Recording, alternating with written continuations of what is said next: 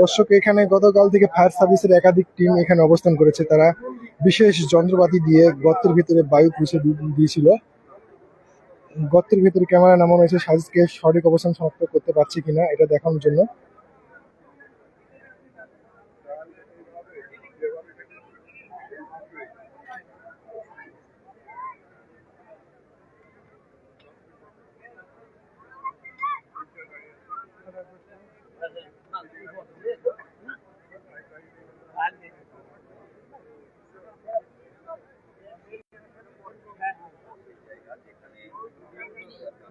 দর্শক, ঠিক দেখতে পাচ্ছেন আমার পিছনে হাজার মানুষের ভিড় করছেন। গ্রামের সবাই কান্নাকাটি করছেন।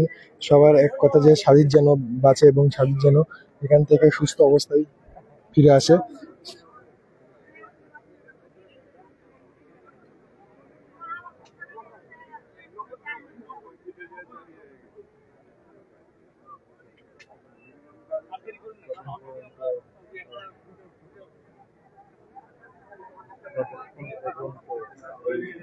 দর্শক, যে এই গর্তটি দেখতে পাচ্ছেন ঠিক এই জায়গায় সাজিদ নিখোঁজ হয়েছে।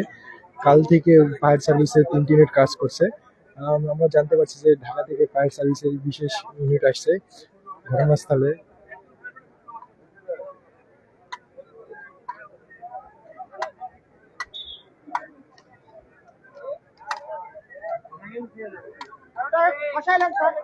এখন উদ্ধার কাজ কিছুটা বিরতি আছে। এখন ভিকু